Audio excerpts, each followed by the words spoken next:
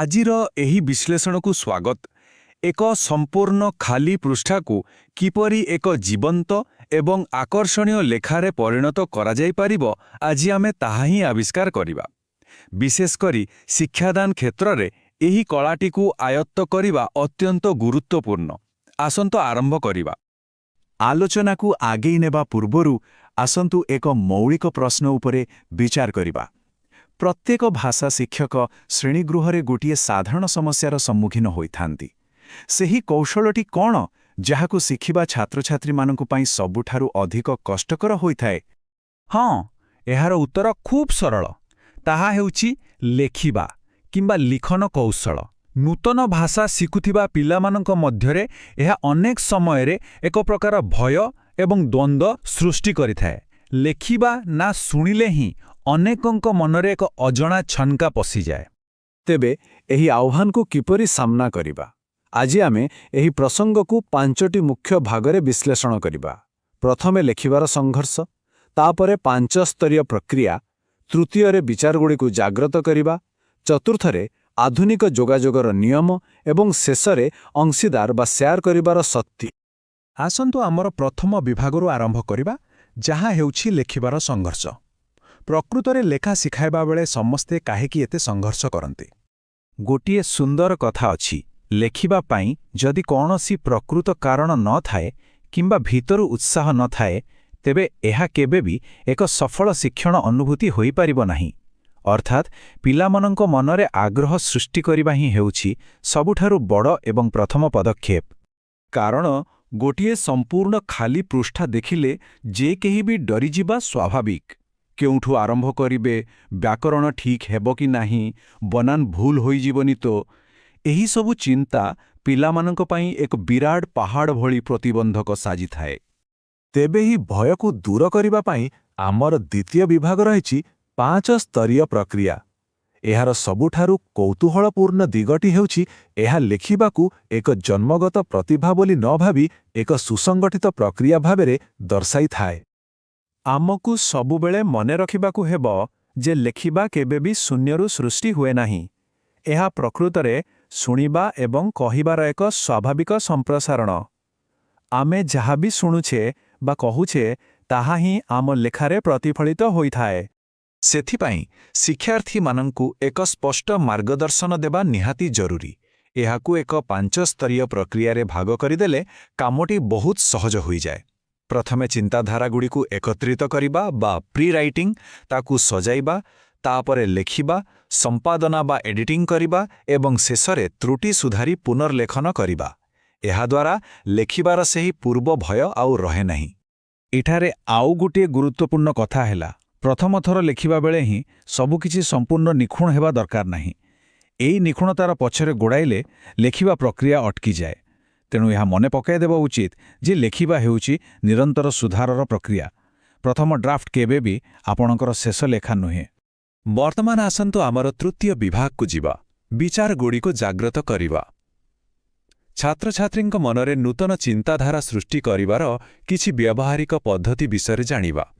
ଉଦାହରଣ ସ୍ୱରୂପ, ଗୋଟିଏ ବିବାହ ଦିନର ମାଇଣ୍ଡ ମ୍ୟାପ୍ ବା ମାନସିକ ମାନଚିତ୍ର ତିଆରି କରିବା କଥା ଭାବନ୍ତୁ।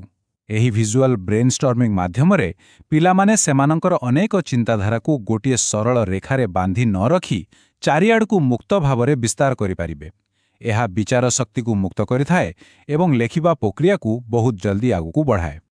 ଏଥିପାଇଁ ଆଉ ଏକ ଚମତ୍କାର ଉପକରଣ ହେଲା ସାଧାରଣ ଷ୍ଟିକି ନୋଟ୍ ବା ପୋଷ୍ଟ-ଇଟ୍ ନୋଟ୍। ଏଗୁଡ଼ିକୁ ଶ୍ରେଣୀଗୃହରେ ମତାମତର ଗ୍ରାଫ୍ ତିଆରି କରିବା ପାଇଁ ହେଉ କିମ୍ବା ଏକ 6ଟି ପ୍ୟାନେଲ ବିଶିଷ୍ଟ କାହାଣୀର ଗତିପଥ ପ୍ରସ୍ତୁତ କରିବା ପାଇଁ ବ୍ୟବହାର କରାଯାଇପାରିବ। ଏହିଭଳି ଛୋଟ ଛୋଟ କାଗଜରେ ନିଜର ମତ ଲେଖିବା ଦ୍ୱାରା ଛାତ୍ରଛାତ୍ରୀଙ୍କ ଆତ୍ମବିଶ୍ୱାସ ବହୁଗୁଣରେ ବଢ଼ିଥାଏ। ଆମର ଚତୁର୍ଥ ବିଭାଗ ହେଉଛି ଆଧୁନିକ ଯୋଗାଯୋଗର ନିୟମ। ଆମେ ସମସ୍ତେ ଜାଣେ, ଡିଜିଟାଲ ଯୁଗରେ ପାରମ୍ପରିକ ନିୟମଗୁଡ଼ିକ ଅନେକ ମାତ୍ରାରେ ବଦଳି ଯାଇଛି। ଆଜିକାଲି ମେସେଜରେ ଗ୍ରେଡ୍ ଜାଗାରେ GR8 ଲେଖିବା, ଇମୋଜି ବ୍ୟବହାର କରିବା କିମ୍ବା ବାକ୍ୟରୁ କର୍ତ୍ତାକୁ ସମ୍ପୂର୍ଣ୍ଣ ବାଦ୍ ଦେବା ଏକ ସାଧାରଣ କଥା ହୋଇଗଲାଣି। କିନ୍ତୁ ଶିକ୍ଷକମାନେ ଏହା ସ୍ପଷ୍ଟ କରିବା ଆବଶ୍ୟକ ଯେ ଏହିସବୁ ସୃଜନଶୀଳ ଲେଖା ଶୈଳୀ କଠୋର ଔପଚାରିକ ଶୈକ୍ଷଣିକ ଏବଂ ବ୍ୟାବସାୟିକ ମାନଦଣ୍ଡଠାରୁ ସମ୍ପୂର୍ଣ୍ଣ ଅଲଗା। ସବୁ ଜିନିଷର ଏକ ସଠିକ୍ ସ୍ଥାନ ଥାଏ। ଏହାସହ ସ୍ପାମ୍ ଭଳି ଆଧୁନିକ ଡିଜିଟାଲ ବିଭ୍ରାନ୍ତଗୁଡ଼ିକ ବିଷୟରେ ଜାଣିବା ମଧ୍ୟ ଅତ୍ୟନ୍ତ ସହାୟକ ଅଟେ। ସ୍ପାମ୍ ହେଉଛି ବହୁଳ ପରିମାଣରେ ଆସୁଥିବା ଅଦରକାରୀ ଇମେଲ୍। ଶିକ୍ଷାର୍ଥୀମାନେ ଜାଣିବା ଉଚିତ ଯେ ଫିଲ୍ଟରଗୁଡ଼ିକ କିପରି ବ୍ୟବହାର କରାଯାଏ, ଯାହାଦ୍ୱାରା ଅଯଥା ବାର୍ତ୍ତାରୁ ଦୂରେଇ ରହି ଭାଷା ଶିକ୍ଷା ଉପରେ ସମ୍ପୂର୍ଣ୍ଣ ଧ୍ୟାନ କେନ୍ଦ୍ରୀଭୂତ ହୋଇପାରିବ। ଏବେ ଆମେ ଏହି ବିଶ୍ଳେଷଣର ସବୁଠାରୁ ରୋମାଞ୍ଚକର ଏବଂ ଚୂଡ଼ାନ୍ତ ଅଂଶରେ ପହଞ୍ଚିଛୁ। ବିଭାଗ 5 ଅଂଶୀଦାର ବା ସେୟାର କରିବାର ଶକ୍ତି। ସୁନ୍ଦର ଲେଖାଟିଏ ପ୍ରସ୍ତୁତ କରିବାର ମୂଳ ରହସ୍ୟ ଏଠି ହିଁ ଲୁଚି ରହିଛି। ପ୍ରକୃତ କଥା ହେଲା, ଲେଖିବା କେବଳ ଗୋଟିଏ କୋଠରୀ ଭିତରେ ବସି ଏକା ଏକା କରିବାର କାର୍ଯ୍ୟ ନୁହେଁ। ଯେତେବେଳେ ଆମେ ଛାତ୍ରଛାତ୍ରୀମାନଙ୍କୁ ସେମାନଙ୍କର ଲେଖାକୁ ପ୍ରଦର୍ଶନ କରିବା ପାଇଁ ଗୋଟିଏ ମଞ୍ଚ ଦେଇଥାଉ, ସେତେବେଳେ ସେମାନଙ୍କର ଉତ୍ସାହ ବହୁଗୁଣିତ ହୋଇଯାଏ। ନିଜର ସୃଷ୍ଟିକୁ ଅନ୍ୟମାନଙ୍କ ସହ ବାଣ୍ଟିବା ଏକ ବହୁତ ବଡ଼ ସଫଳତା ଆଣିଦିଏ। ଏହାକୁ ଏକ ମିଳିତ ଅନୁଭୂତିରେ କିପରି ପରିଣତ କରାଯିବ? ଭାବନ୍ତୁ ଏକ ଚେନ୍ ଷ୍ଟୋରି ବିଷୟରେ।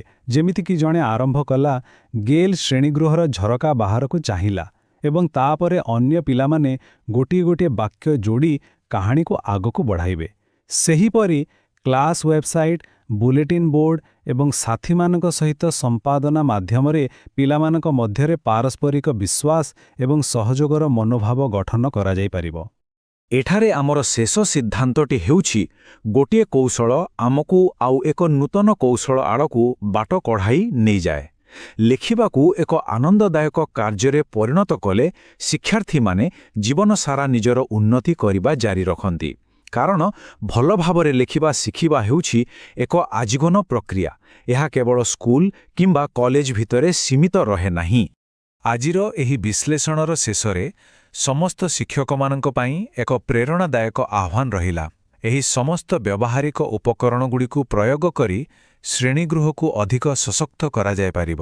ଟିକେ ଚିନ୍ତା କରନ୍ତୁ ତ, ଆଜି ଶ୍ରେଣୀରେ ଥିବା ସେହି ଭୟଭୀତ କରୁଥିବା ଖାଲି ପୃଷ୍ଠାଟି କିପରି ଏକ ସୁନ୍ଦର, ସଜୀବ ରଚନାରେ ରୂପାନ୍ତରିତ ହେବ। ଆମ ସହ ଯୋଡ଼ି ହୋଇଥିବାରୁ ଅନେକ ଧନ୍ୟବାଦ।